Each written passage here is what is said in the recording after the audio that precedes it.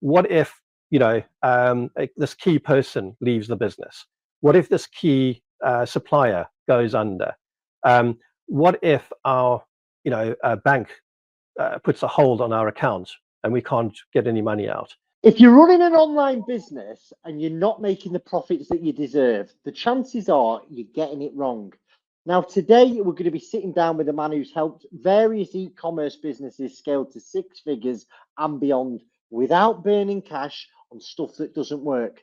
Gary Baker from Ecom 180 has helped businesses flip the struggling stores into money-making machines. Today, we're going to talk through some of the strategies that he's using right now that has helped brands not only survive, but thrive, even when others are failing. Now, if you miss it, you're going to keep guessing. You're going to keep wasting money on things that don't work. You're going to keep wondering while others are scaling and you're not. This conversation could be the breakthrough that you've been waiting for. So, after all that, welcome to the Director First podcast, Gary. Thanks for joining us. Thanks very much, Chris. Brilliant to be here. Lovely to see you as always. Top man. Listen, for people who are watching here, let's dive into really who is Gary Baker? What's your story? How did you get here today? Yeah, sure. So I'm an e-commerce consultant specializing in turnarounds.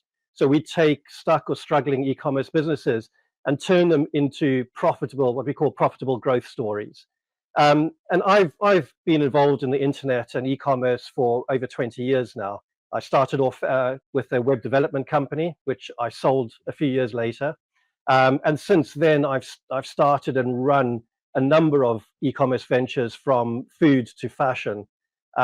And the Ecom 180 is the culmination of all those learnings, most of the mistakes, really, and how we've overcome a lot of the common scenarios that business owners encounter every day. But for them, it's a new thing, and we're able to then help them through that.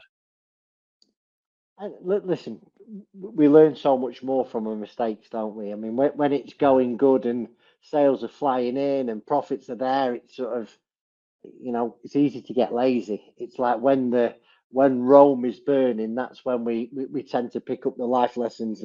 That's how I pick up life lessons anyway. When my horse is really out the air with these types of things. Yeah. So that sort of led to Ecom 180, and like I say, it's not your first rodeo. You've done this for years and years. For you personally, what was your biggest turning point in your career that sort of brought you to this place? I think it was the culmination of having done the same thing over and over again and made the same mistakes over and over again. I think you kind of see that you're going down that kind of whirlpool, that rabbit hole, and you feel you can't stop yourself. And I was doing that so often, and then figuring out how to actually prevent that from happening. And then other people started asking me to help them and saying, well, how did you do that? And I went, well, I was at the point in my last business where I was able to hand it over. I had an MD, I had, staff and management and everything. So I was able to hand it all over and focus on this.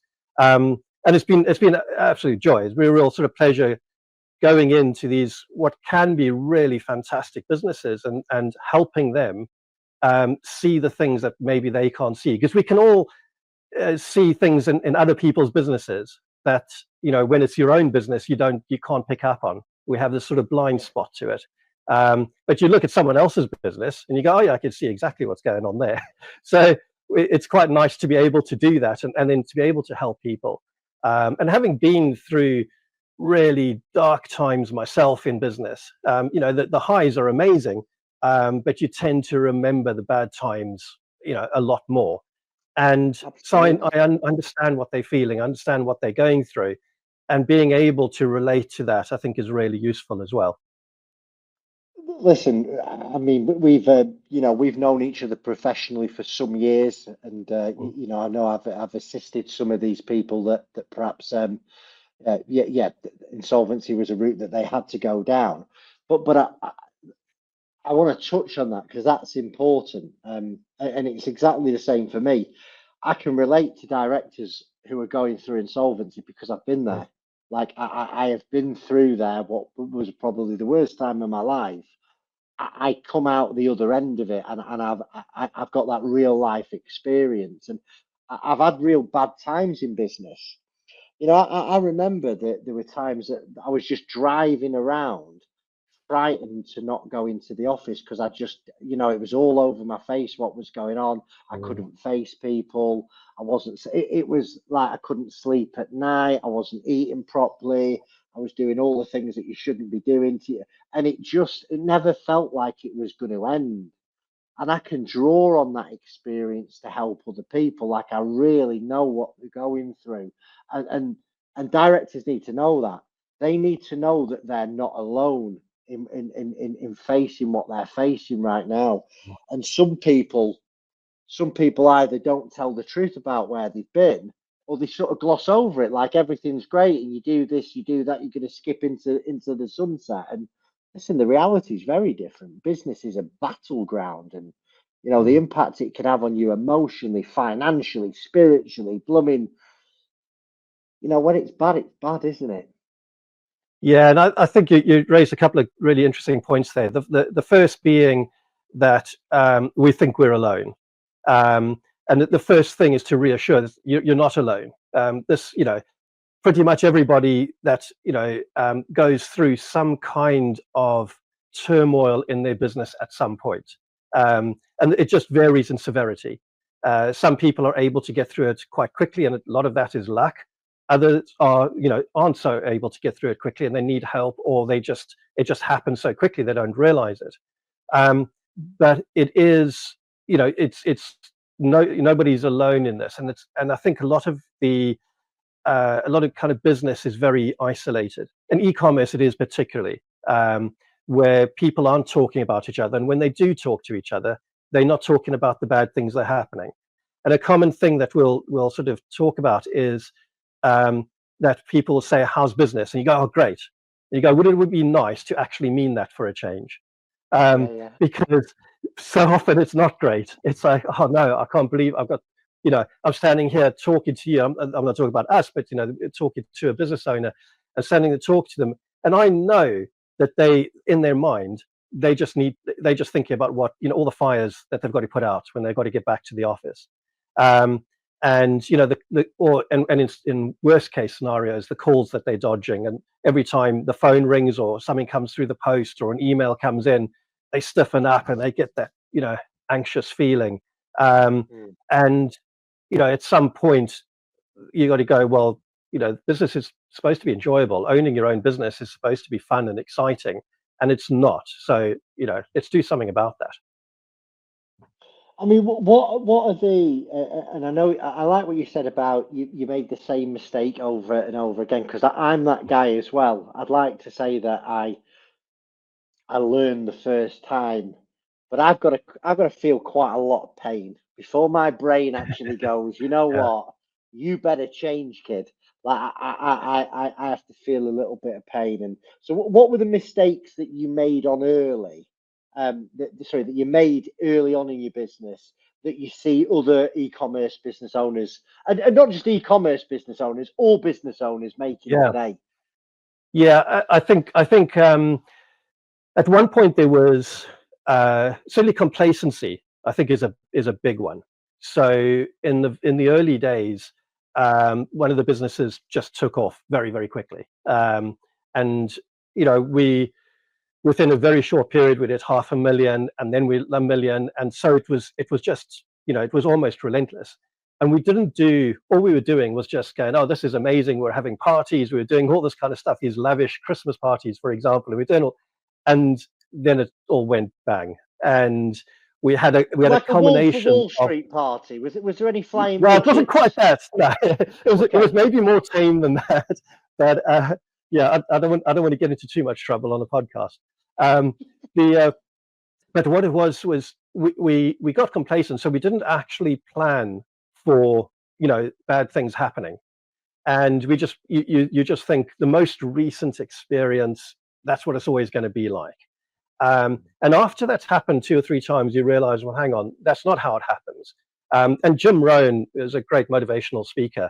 He used to have the saying that there's 4 seasons. Everything has 4 seasons, and in business there's 4 seasons. And you have a winter, you have a spring, you have a summer, you have an autumn, and every year you're going to have one of those seasons.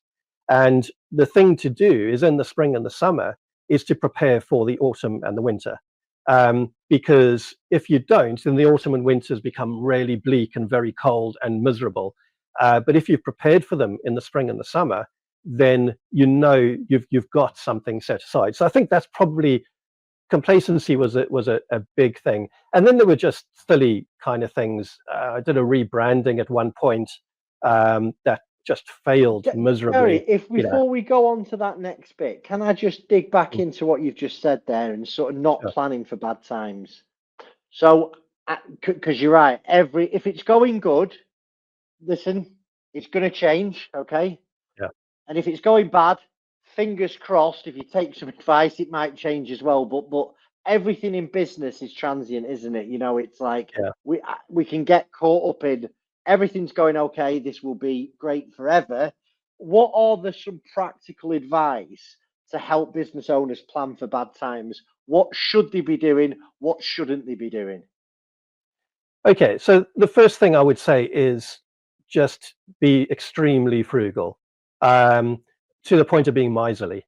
In one of the businesses, we actually ended up banning Post-it notes because people were using Post-it notes just for normal notes. So we're going, well, we have piles of scrap paper where the printer has chewed something up or something like that. There's your note paper. And these Post-it notes weren't costing a fortune, but it got into the mindset of that we're not squandering money because we don't know what's going to happen in the future.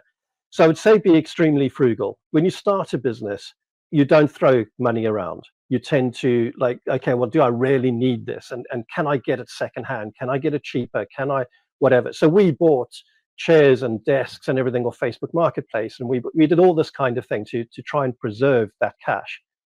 And then the second part of it is whatever money you get in, put a certain amount aside into an account, a little bit like we always recommend having a separate tax account, and do a similar sort of thing. But this is your kind of emergency account. This is, where things completely, a little bit like that. And you just have to be extremely disciplined never to touch it. So we did one where we had like a lump sum of cash. We put it into an account that you couldn't withdraw from until 12 months later. So we were forced to do that. So if we needed that money, we could have borrowed against it, but we couldn't use that. Was it a high interest bearing account? Yeah, it's sort of, I mean, it's kind of, like a term deposit type thing is usually a good one. And then the third element is to create scenarios. So there's 2 elements to this. First of all, you what we just call what if scenarios. What if this key person leaves the business? What if this key supplier goes under? What if our bank puts a hold on our account and we can't get any money out? All these kind of scenarios. We went as far as, and now even as far as, once we've covered all the things that actually could happen, we go, what if there was a hot air balloon landed on the roof and crashed into the building? We create ridiculous scenarios so that they can be absolutely planned for. So if something happens, you are able to deal with it because you've already covered that scenario. Sometimes it's written down, sometimes it's just kind of talked about. And the second element of that scenario is to create a profit and loss and cash flow for the worst times. So what will these look like if these scenarios happen and our sales drop by 40%? What does that look like? And at what point do we need to take action? So if your sales drop by 40%, you might be able to keep going for maybe 3 months, maybe 2 months, who knows? Depends on what your fixed costs are like. At what point do we need to start laying off staff? At what point do we need to lay off or cut third parties that are assisting in the business? At what point do we start selling stock at a reduced price to get money in, and all these sorts of things. So if that happens, and that scenario of you lose a massive customer or a big supplier goes under, you've already planned for that. You've got that in place already, so you can action it straight away. It's not the worst response to any kind of bad case scenario is a panicked response, because a panicked response is usually only to fix the feeling that you're having right now. It's not to fix the actual cause of the problem or provide a solution that's going to last 3-6 months from now. So we do that sort of planning so that we can actually envisage what things might be like, and then come back all the way to the beginning and go, what can I do today to stop those things from happening? Okay, so well, don't be reliant on one major supplier.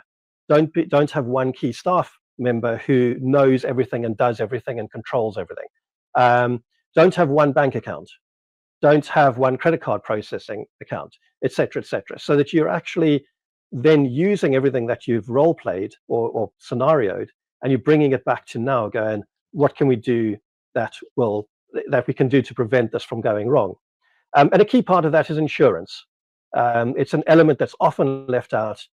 Certainly, a lot of the businesses that I look at, when we ask about insurance, they go, "Oh yeah, we've got something," but it's not tailored to their business, and they're not following the guidelines in the insurance that mean they will actually get paid out if something goes wrong. So a classic example in a lot of businesses with stock is that stock usually has to be kept a certain amount off the floor, usually 15-20 centimeters, might be a little bit higher.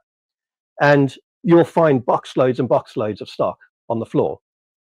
So if there's a flood, or if there's a fire and the sprinklers come on and the building floods, well, all of that stock is not going to be covered. The assessor's going to come in and look at it and go, well, it's all on the floor. We can't cover it. And so just when you need that money, you're not going to be able to get it. And it's hard enough getting the money in the first place. So yeah. A lot of it is that sort of element of the scenarios is all about risk mitigation. What risks can I foresee? What is going to break things in the future? What could break things in the future? And what can I do about it now to stop that from happening, or at least minimize the chances of it happening? Really good answer, that. Thank you. And I'm sorry, and I stopped you. You was going on to another mistake that that you saw people making before I asked to dive into that last one. Sorry for jumping in on your chain of thought. Yeah, I mean, the mistakes are lengthy. I mean, there's a lot of them. It's I mean, that one was a rebranding. So I took a really good business, and we wanted to take it in a different direction, and we rebranded and took it in the different direction, which failed miserably. And then we couldn't reverse it. We alienated all our customers, and so ego. The lesson out of that was ego. We were doing quite a lot of ego-related things. It was a fashion company, so we were all over London Fashion Week, and we were in Vogue, and it was just ridiculous. That's what we were targeting, but our customers weren't. We had, completely missed what our customers were actually coming to us for, and we went off on an ego trip and basically killed the business. So I think there's, and that's something you with owners, business owners, is something they don't do very much of, and it's something we implemented. It's one of the first things we do is start surveys. So we're running surveys constantly with customers, both with people just coming to the site, people who have already bought, people who've returned things, and whatever surveys we can run. We just want to get as much information as possible so that we can understand that customer and not let our ego drag us away from what really matters, and focusing on designing new fancy products, or spending huge amounts of money on a new website that is completely unnecessary, for example. So the ego side of it is not something that you necessarily understand or recognize that you're doing at the moment, but it's something that comes out in the actions. And it's harder for the owner or the directors to actually see that's what they're doing, It's a lot easier for someone outside to just go, why are you doing that? And trying to get an answer that really justifies the value of it, so that it's not something as that they went, I want to be like X company. Okay, but you're sort of £100 million away from being X company. You've got to be yourself and then build up to that if that's what you want to be. So I think the kind of elements of that go into employment as well, the number of people that you employ. So people often talk, and it happened to me all the time. People say, "Oh, how many people did you employ?" Now, if you only employ like 2, you sort of feel a little bit kind of, oh, it's 2. I mean, nowadays I would say that's a really good thing to do. But at one point we had 20 people, and we could have done it with 8. And I think but there was ego. It's like, oh, well, let's get more people in. We've got all the space. Let's fill the space. So we can have all these people. And then once again, we can have these massive like parties and Christmas parties and this sort of thing. And the ego, then you suddenly, get to a point where you got, okay, this wage bill's pretty high now. How are we going to pay this? And then you have to start laying people off. So, you come down to earth pretty quickly. I mean, there's so much, talking about planning, and we can look to the future, and the key to planning is to have accurate numbers, isn't it? And most people, that they don't understand the importance of a regular, accurate profit and loss. A rolling cash flow to see what's coming through. But that profit and loss will tell me whether I'm making money, where I'm spending money. I've got to go through it once a month. And like, it's the stuff that I can be cutting. It is the stuff that you can be cutting out of your business. Are you spending money unnecessarily? Because that's the only way to make accurate decisions going forward. But I loved how you said and then I've got to get back to today. I've got to keep it in the day in my business. Like I spoke to a friend of mine. He's got something going on at the moment, and like I have a head that will run away with itself like very, very easily. But I've got to come back to going, right, it's Wednesday today. What can I do to push my business forward? And sometimes it's just as simple as when I'm on the phone to a client, give them my undivided attention and try and give them the best advice, and let the marketing look after itself, let the referral network look after itself, because today I've set that in motion early and there's nothing else I can do today. I've just got to, because I think a lot of people also, they can get bogged down in strategy and they just stop with the tactical stuff, which is like being in the trenches day in, day out. Because we could all spend our lifetime on training courses with consultants, on masterminds. I'm planning to do this, Chris. I'm really actually, sometimes we've just got to get our hands dirty, haven't we? Yeah, and when a business starts getting into trouble, you find that the foundations have been left alone too long. So the things that got them there before they started struggling are not they are not the things that they're continuing with. And this is the and this is your profit and loss, your cash flow, that sort of thing. But we have now a daily compass that we get everyone to do. And these are KPIs that you fill in manually every day. We don't have it automated or everything. I want the owners to actually manually put these numbers in and then understand how the numbers are working and how they're correlating. And when we adjust one of the numbers, what effect it has on the others. And it takes 2 or 3 minutes. It's very, very quick. It's not complicated. It's a Google sheet. That's it. And those that keep doing it every single day without fail, you see the progress, you see things happening, you see them growing.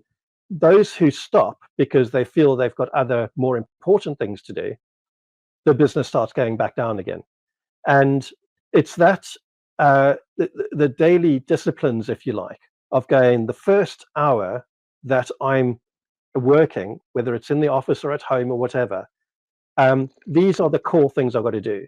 So in some cases, it might be, right, load up Google Ads, see what's going on, make sure nothing's gone crazy there. Right, load up Facebook ads. What's happened there? Is there anything I need adjustments with? Load up my cash flow sheet. Is there anything I need to be looking out for today, or this week? And you have all of these things will only take 5 or 6 minutes each.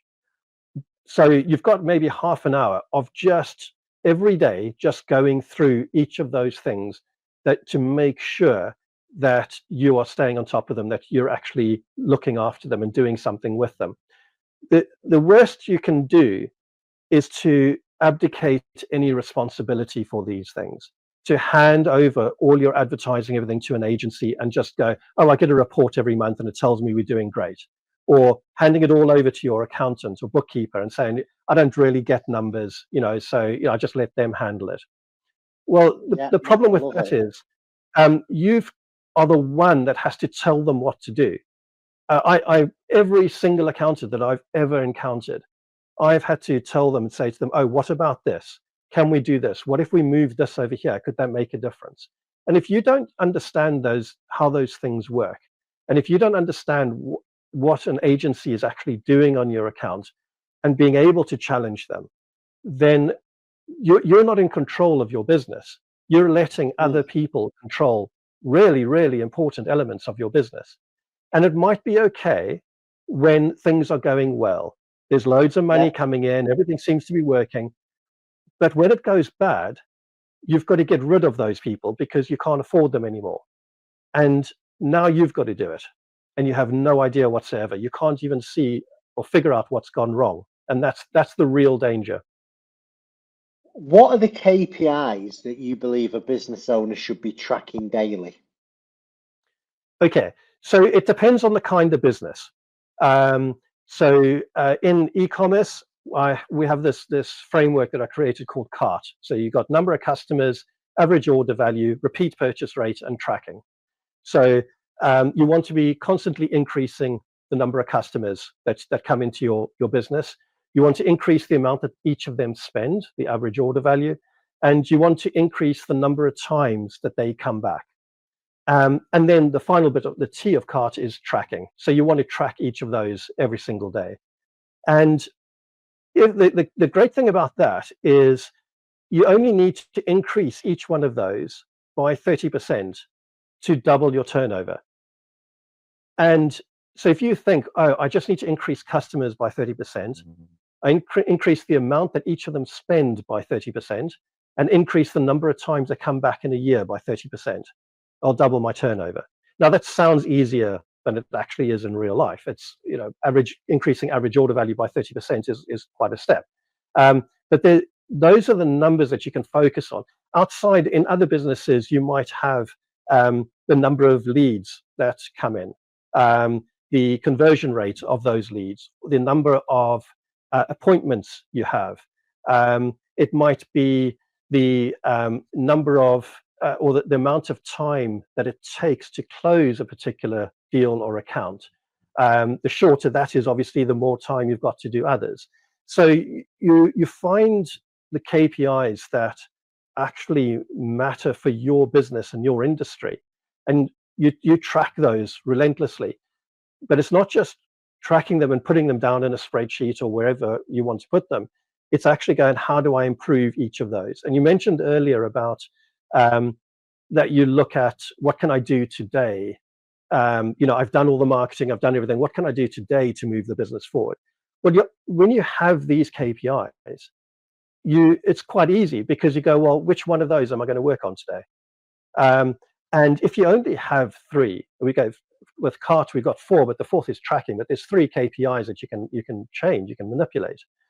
If you've only got 3, then you can literally say, right, this week all we're doing is focusing on how do we get more customers. So let's look at the amount of traffic that's coming to the site. Let's look at the conversion rate. Let's look at all these things. Right, which one of those are we going to narrow it down to and just do for the next week?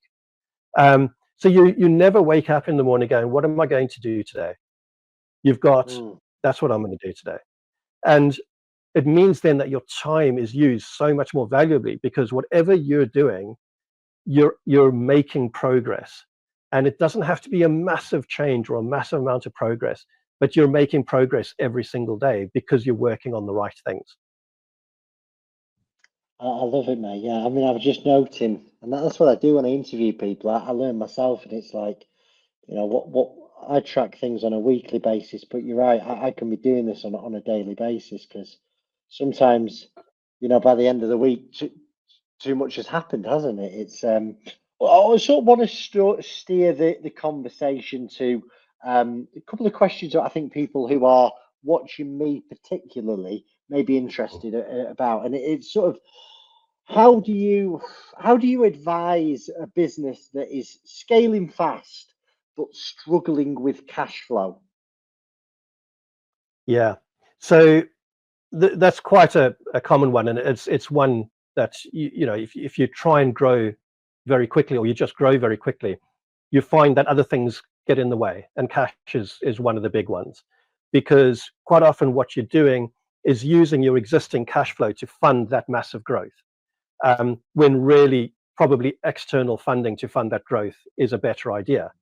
Now, with the cash flow, you've basically got 5 levers that you can work with when you're trying to manage your cash flow.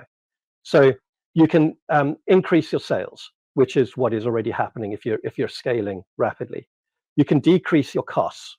So one of the problems that come in with scaling rapidly is that your costs just ramp up. You find you suddenly have to employ people. You're doing things at a pace that you wouldn't normally do. You can increase your creditor terms. So this is how long it takes to pay people. So even just by doing that, by negotiating an extra week or going from 30 to 45 days can make a massive difference, particularly when you've got that big leap in sales. But it's equally, if you are struggling, with little sales and you've got to get that cash flow back in, that's a really, really handy one to do. You could decrease debtors. So those businesses that have send out invoices and so on, getting that money in, that's got to be the absolute first point of call before you do any of the other things. Just get that money in. Sometimes we'll offer a small discount. Say, look, if you pay by the end of the month, we'll give you 5%, because that 5% just makes it means something to them, because they chances are they've got the money already, but it means that we just get their money really, really quickly, and it's a lot cheaper than invoice discounting. You can also decrease your stock. So you've got, if you have excess stock, it's looking at how can I turn some of that stock into cash. So sometimes when we're growing very rapidly, we will suddenly bring in a lot of stock, or we'll forecast that we're going to grow rapidly, and then we'll bring in order more stock because you get it slightly cheaper. And the problem with that is then your cash is tied up in that stock, and Absolutely. if you can't release that cash, you end up, it becomes extremely difficult. And so the kind of advice, I suppose, and that's probably where most people get stuck. The kind of advice for that, I suppose, would be is sometimes it is better to pay more per item and be in control of the cash than it is to get the discounted value of buying in bulk. If you have a very high stock turnover ratio, so the stock comes in and within 3 or 4 days it's all gone again, well, that's a different story. But if your stock takes 30, 40, 60 days to turn over completely, or even longer in some cases, in some businesses it will, then you're getting that discount, but it's actually costing you a lot because the cash isn't doing any work. The cash is just sitting in that stock. But if you had that cash to do more marketing, it would get greater value. So the thing with scaling is sometimes you don't realize that it's happening. It just it's an overnight thing, and it sort of happens. But for most people, it's a conscious decision. We're going to spend a lot more on advertising. We're going to spend a lot more on this. We're getting this new range of products in, whatever. Is just to, a bit like we talked right in the beginning about the cash flow scenarios, is to do those scenarios, do the P&L scenarios and the cash flow scenarios, and go, what is it actually going to look like? If we increase sales by 40%, in 12 months, what does that look like? What are we going to need to support those sales? In terms of staffing, in terms of stock, in terms of space, in terms of advertising, because quite often don't take those additional costs into account. We're so excited by the sales that we don't understand that the costs have increased alongside that. And in one case, we had a packaging supplier that was discontinuing 2 key sizes of packaging. And so we had to buy out everything, a big chunk of what they had left. And then we didn't sell very many of the products that fitted in that packaging. So we had piles of this packaging, and which we had got much cheaper. And we thought, this is brilliant because we're going to use it up over the next year and so on. But we didn't have cash for anything else because it was all tied up in this packaging. So it's just thinking about the things that can go wrong before just jumping in and going, even if you negotiated a sale or return type thing, it's quite good. So with products, you sometimes can say as a supplier, well, if I take a big chunk of the stock because we're expecting things to go, we've got a big promotion event happening or whatever, but if we don't sell it, can we send it back? Because if you can't do that, you've got to really, really think about how much that's going to cost you if you can't sell that stock. That's it. I think, the old saying, isn't it? You prepare for the worst and hope for the best. And we've really got to take those rose tinted glasses off in business. And I think you touched on it earlier. What does the business look if revenues fall 30%? What does the business look like if costs increase by 20%? All of these, Armageddon scenarios. I know when I do stuff like that, Gary, I sleep better. Especially, I know exactly what my break-even point is, and I know what I can cut my costs to if needs be. I know where I can make cutbacks, and it because I'm a natural worrier. Like I've read so much personal development, and I know, you mentioned Jim Rohn, Tony Robbins. I've done loads of it, and I'd love to say, as a result of it, I'm a really positive person. But I think deep down, right, I did all that stuff because deep down is, I'm a catastrophizer. Like I really worry about things, and like positive thinking is really helpful, but it doesn't replace financial literacy. Like I remember when my business shut down, when I went through insolvency, is something happened, and overnight all the big players in the market shut the doors and let everyone go home. And if I'd have understood that, I'd have done the same. But I'd read that much positive thinking material. I was dangerous, and I continued going on for another few months in the hope that things would get better. When actually everything told me that you should have just shut down and put a pin in it at that point. So it all boils down to the same thing, doesn't it? It's financial planning, understanding your numbers, getting those numbers quickly. I mean, you've seen all sorts of different e-commerce businesses. What separates an e-commerce business that succeeds from one that fails? Yeah, I think it is. There's not a single golden answer for that, unfortunately. It starts off with the product. Is it a product that people want and enough people want? And are you making enough money on each of those products that is sold? So it's starting at that very, very basic foundation. The hardest businesses to get into are ones where you are controlled in some way, where you're price controlled, or where it becomes not quite a commodity, but it is something that is just available everywhere. So you don't have any sort of real differentiating factor because it's the same product that's just available, wherever someone looks. But the difference is sometimes just the case that some businesses generate more cash than others, and the per item profit is just greater or enough that it doesn't, that anything that these blips that happen constantly doesn't create a massive effect. So to give you a kind of concrete example, I suppose, if you have an average order value of £10, your average customer spends £10 in your business. You've got to sell a lot of £10 things to make money out of that. But it's someone an average order value of maybe £200 or £300. You have to sell a lot less, and you're making a lot more on it. So if something goes slightly wrong, the available margin in that £200 product cushions you from that. But the £10 product is a lot harder to cushion. So I mentioned the sort of KPIs about average order value and repeat customer rates and so on. And those are sort of quite sort of key indicators.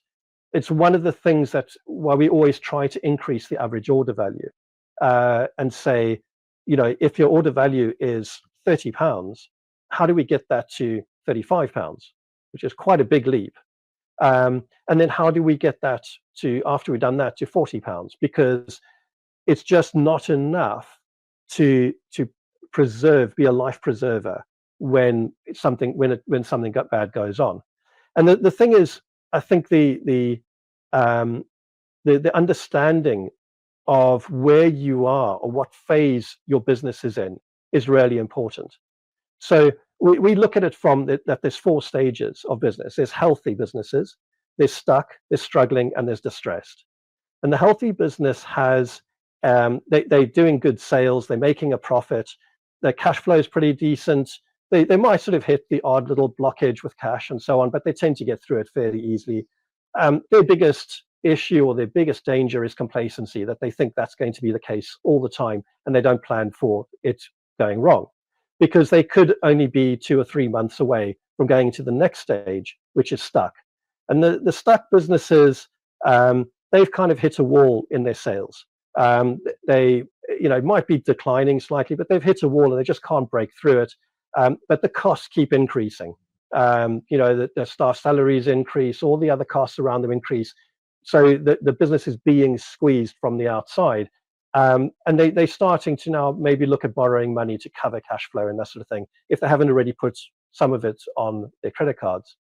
And then they soon fall into struggling. And struggling businesses have they've always got cash flow problems. They somehow get through it through borrowing and through credit cards and through everything else, but they now are starting to pile up the debt, and quite often it's quite expensive debt. This is, with personal guarantees, it's these merchant cash advances, which are really expensive, and it's being used to cover day-to-day cash flow rather than growing. And they're now looking at, laying off staff. They've already cut back on marketing. It's quite a vicious sort of whirlpool that they get sucked into. And then they could quite easily find themselves as a distressed business, where they're now pretty much insolvent, if not already insolvent. They can't pay their creditors in time, and there's not much hope that over time they're going to be able to pay them off. And at this point, they've got to start looking at voluntary liquidations or creditor agreements and this sort of thing. And I think the best businesses understand that they're always in one and moving towards and away from one at any one point. That's fluid. That just because you're healthy today doesn't mean you're always going to be healthy. And just because you're struggling today doesn't mean you're always going to be struggling. And they find those routes through it to ensure their survival and growth afterwards. The businesses that really suffer are the ones that use hope as a strategy. And we always say that hope is a really bad strategy because it just never works. And you mentioned it earlier, and I've done it as well. And I think that's probably, we were talking about failures right in the beginning, or sort of mistakes that were made. And that's definitely one that I've made time and time again. And everyone probably does it, because as business owners and entrepreneurs, we're always optimistic, and we always go, oh no, I can see how that's going to work out next year. I can see how it's all going to pan out. And it doesn't, because the core underlying issues haven't been resolved. And so you end up going down those phases of business instead of going up them, and getting out of it again. So the successful businesses, they will either intuitively spot that this is happening and go, oh, I need to do something about it. But more often than not, they ask someone, they're getting advice. They have mentors, or they have more senior people who have some experience that they are, like you say, in masterminds with, or other groups, that are able to see it from the outside and spot it and go, oh, that's where you're heading. This doesn't look good. The most successful businesses, I would say as well, is they don't rely on their accountant telling them. They know the numbers. They look at the figures. And I think there's something that just needs to be kind of clarified a little bit here, because when I say that, sometimes people say, well, Richard Branson openly admits that he had no idea about numbers, and he would just leave it to his accountant and his finance people to sort it out and everything. And the answer is, you're not Richard Branson. If you're able to do that and it works, then fine. But if it's not working, then you've got to change direction. You can't keep sort of going, well, I want to be like Richard Branson, and he didn't need to know numbers, so why do I? And I think people need to realize as well is, I mean, let's just go on that extreme case. Okay. He will have had somebody on a daily basis, I am sure, giving him a report on what was going on. Like, most people will go to their accountant once a year to do the statutory accounts. They are about as much use as a chocolate tea cozy to a business owner, because they're a snapshot of your business in the past, like sometimes 18 months in the past. So other than doing them will keep you out of trouble, that absolutely, it's going to cost you 1,000, 2,000, 3,000 a year, and it's absolutely useless to you making decisions, because you get a bad set of accounts that show a big loss. You're probably a good number of months into your new trading period. So it's like, you've got to have that monthly information as a minimum for me, like that monthly information. What's going on? Am I making a profit? Am I getting loads of sales, but I've got loads of holes in my bucket? I'm spunking money on ads that don't work. I've got I mean, you brought about it before, agencies. I'm going to go to share my experience with it. I mean, I've had good and bad experiences with outside agencies, but one of common themes is your cost per lead is the lowest it's ever been. Yeah, but the leads are shit. It's like we've got to let Google learn this and got to learn that, and it's like I've always found it's helpful. You've got to bring the agency into what sales are being made, because they're looking at different things. They're looking at cost of conversion, impressions. It's like, to me, a lot of that is absolutely nonsense. If I've spent X thousand, has that generated any revenue? And that's how I've got to make my decisions on marketing spend. I can't be led by the agency saying, oh, well, it's great, this and that, and they give me a report that they've literally, it looks good, but it's a clicker. It doesn't mean anything, does it? Yeah, I think the it's happening more now, but the key thing is to actually target profit, not the sales or the conversions. So one thing that we do is actually automatically add a column into Google Ads that tracks the gross profit. So we can say, right, these products are roughly, this is how much they cost. Therefore, this is what the gross profit would be after advertising. And and then that element, you can actually go, well, now we're making money. And and this is what we're talking about, understanding how these things work, so that you can then instruct the agency and say, I want you to target the gross profit. So we've got this column there. I want those gross profits to look like this. And then they focus on that. Now you can do that as well within Google Ads as well. You can have, certainly there's a lot of third-party software now that you can use for tracking the actual profit that you're making rather than just the sales. Because the other element that's particularly with a product-based business, the other element that is completely ignored in most cases in Google Ads is returns. Now, if you're a fashion company, you could have some products that you only get maybe a 10 or 11% return rate on, but you could have other products that get a 40% return rate. So those could look really good because they sell really, really well, but the actual amount of money you're making them is minimal. So you need some way of feeding that data back so Google Ads can show, or analytics or whatever program you're using can actually show this is how much profit that's actually making after returns, after the cost of the product, after the cost of advertising and shipping and so on. And the issue comes in when agencies, or freelancers or wherever, are not given that sort of clear guidance. They don't understand your business like you do. And they don't understand what the value is in your business. You have to explain it to them and help them create what needs to be done on there. So if you say, our gross profit typically for someone coming directly to the site is 70%. So we want the gross profit for people coming via Google Ads to be X%. Because you want to be able to track everything right down to, is that customer a valuable customer or a one-off customer? So do they come back 2 or 3 more times to buy more products, or are they just one-off customers? Because then you're paying a huge amount of money for that one-off customer. Or for other businesses, it might be, do the people who come through from Google Ads refer my company to proportionally more people than people who come through from Facebook, for example. And knowing that information means that you can go, well, yeah, we get a lot of people buying from us from Facebook, but they're not actually that great. Those aren't brilliant customers. They don't refer anybody. Their average order value is low. So why don't we take that money and put it into Google Ads where the average order value is higher and we're getting more referrals from those people.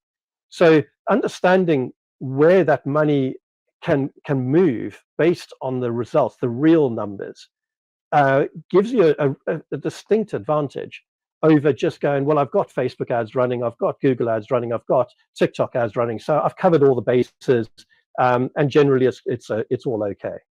Now the caveat with that is that things aren't tracked directly.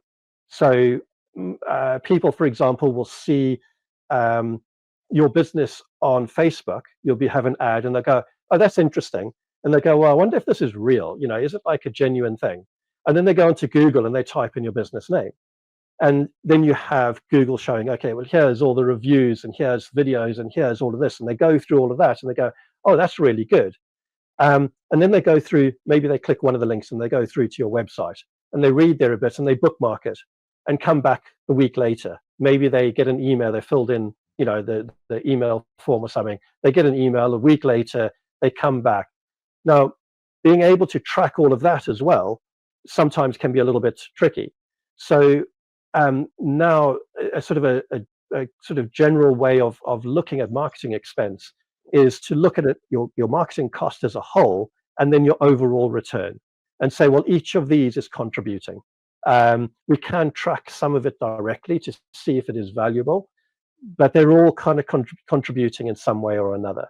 And then you have a much better idea of the value of your marketing spend. Your trick is then, okay, which of those channels do I spend more on? And then you've got to delve into it a little bit more deeply.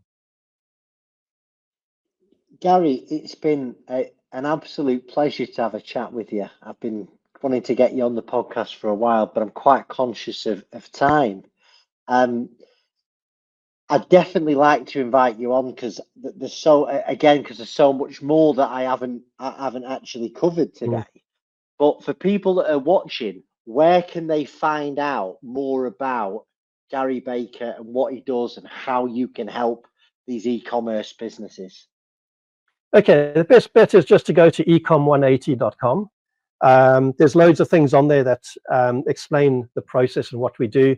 There's a fantastic assessment on there as well that you can do. It only takes 5 minutes to fill out. And it's an e-commerce health assessment, and you'd fill it out, answer 20 questions, and it'll produce a report showing what areas that you need to work on to improve your business. So definitely worth doing that. Do you think we could get that in the show notes? I know Emily will reach out to you in the next week or so. That'd be great if we could put it on the show notes for all the platforms. Yeah, absolutely. To sort of end, end the podcast on a high. What is the one piece of advice that you would give a business owner watching this who is, what's the one bit of advice? I would say get people in, get help in before you really need it. If there's one mistake that we see time and time again, is that problems are left too long, particularly cash flow problems. And if there's anything that you've kind of learned from this podcast, is that the longer you leave it, the deeper those problems become. So, and the earlier that you tackle it, the easier it is to fix it. So that would be the biggest bit of advice, I think, is don't be afraid to speak to someone, to speak to loads of people, get loads of advice. It doesn't cost you anything, but it could make a massive difference to your business.